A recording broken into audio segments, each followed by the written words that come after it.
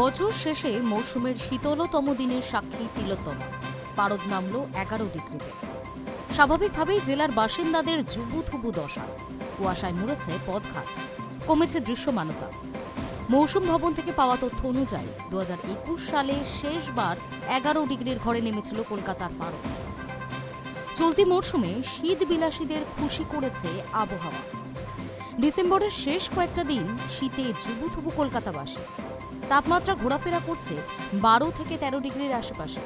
স্বাভাবিকভাবেই জেলাগুলিতে তাপমাত্রা আরও কম। বেলা বাড়লেও কুয়াশায় মুড়ে থাকছে পথঘাট।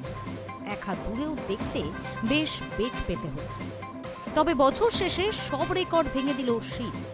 বুধবার কলকাতার তাপমাত্রা নামল 11 ডিগ্রির ঘরে। 2021 সালের পর প্রথম এই দিনই কলকাতার তাপমাত্রা নামল 11 ডিগ্রি।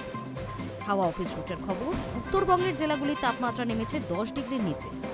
দার্জিলিংয়ে তাপমাত্রা ঘোরাফেরা করছে 5 ডিগ্রির আশেপাশে। উল্লেখ্য, উত্তর পশ্চিম ভারতে নতুন করে পশ্চিমী ঝঞ্ঝা তৈরি হয়েছে। এছাড়া কেরলের ওপর রয়েছে একটি ঘূর্ণাবর্ত। জোড়া ফলায় উত্তরের রাজ্যগুলিতে তীব্র শীত অনুভূত হবে। আপাতত দক্ষিণবঙ্গের বেশিরভাগ জেলায় বেলা পর্যন্ত কুয়াশা থাকবে। পশ্চিমের জেলাগুলিতে তাপমাত্রা থাকবে 9 থেকে 10 ডিগ্রি। কোথাও কোথাও খানিকটা বেড়ে 12 ডিগ্রি পর্যন্ত হতে পারে। তবে উপকূলের জেলাগুলিতে 13 থেকে 16 ডিগ্রি সেন্টিগ্রেড পর্যন্ত উষ্ণতার পারদ চলতে পারে। Hi News network.